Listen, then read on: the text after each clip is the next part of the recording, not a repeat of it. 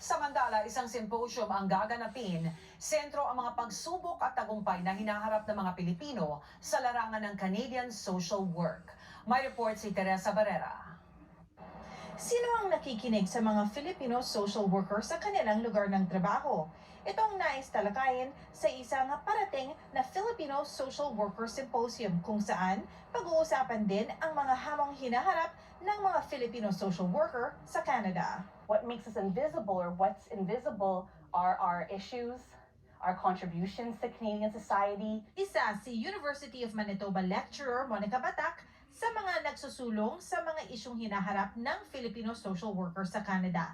Halimbawa na rito, ang kakulangan ng suporta para sa mga kliyenteng Pilipino na kararating lamang sa Canada. Sa pagtaas kasi ng populasyon ng mga Pilipino sa Canada, lumalawak din daw ang mga isyong hinaharap ng mga kababayan. Practitioners in the community who are coming from the immigrant serving or settlement sector and the mental health field.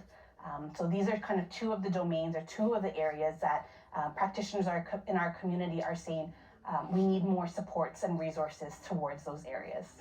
Pero hindi lamang daw suporta para sa dagdag serbisyo o resources para sa mga kliyenteng Pilipino ang layong matugunan ng Filipino-Canadian social workers. Gusto rin daw nilang kilalanin ng kanilang mga employer ang kanilang mga tagumpay at kontribusyon sa isang ligtas na lugar ng trabaho. Many practitioners vocalize or voice out that they experience harassment and racism in the work site or at their workplace, whether that's by clients or their colleagues or their supervisors and management.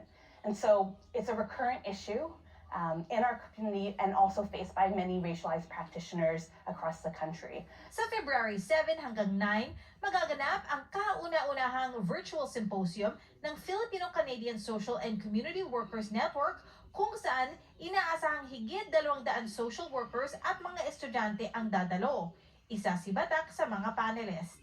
And what excites me is that they see a lot of potential and value in spending time utilizing their practice skills and their research skills towards supporting our community. Bukod sa networking ng mga social worker na dadalo, umaasa si Batak na magiging paraan ng symposium para mapag-usapan ang trabaho at isyong hinaharap ng Filipino social workers sa Canada. Teresa Barrera, Omni News, Vancouver.